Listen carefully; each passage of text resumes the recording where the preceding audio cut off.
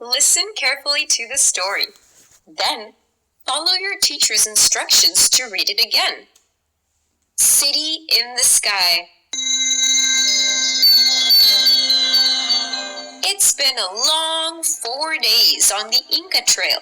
You have trekked through the hot jungle. You have zigzagged up and down huge green mountains.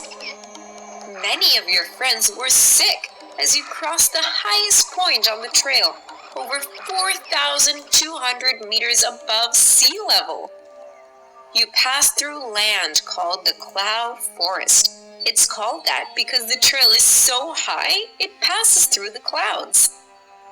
On your 4th day of hiking, a clearing appears. You see what looks like a giant fortress floating in the clouds. It can't be. The clouds shift, and you see a city built of ancient stones at the top of the mountain. You have reached Machu Picchu, the lost city of the Inca. You wonder, how did this place get here? Your guide explains as you climb the terraces leading to the Inti Pungu, the Sun Gate, the entrance to Machu Picchu. As you wander around the site, your guide tells you it was built in 1450. That's when the Inca Empire was at its most powerful. Many buildings were made to observe the sun's movements. The Inca believed they could tie up the sun. On 2 days out of the year, the sun lines up directly above one special temple. This helped the Inca decide when to grow their food. They believed the gods showed them this method. You have to wonder if they knew the gods themselves. The guide explains that the Spanish invaded Peru shortly after Machu Picchu was built. The city is only 80 kilometers from Cusco, Peru's old capital, but the Spanish never found it.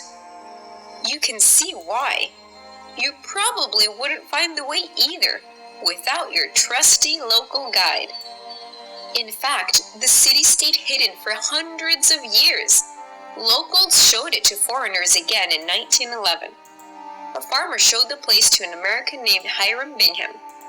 Hiram did not find any gold or gems there.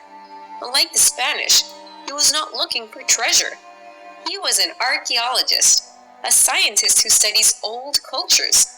He thought the site itself was a treasure trove of history.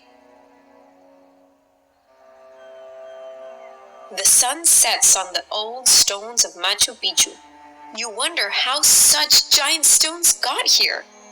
Your guide tells you the Inca people didn't use wheels, which makes the construction of the city even more amazing.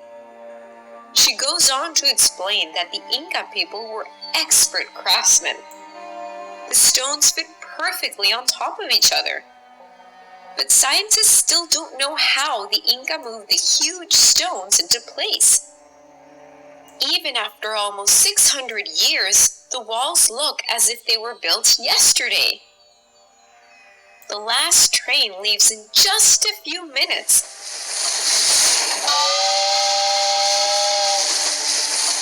You look out at the view around you. The colors change from gold to red to blue. It was tough getting here, but you feel connected to this place. You feel as if you have heard a secret that was hidden from the world for hundreds of years. The train slowly chugs down the mountain.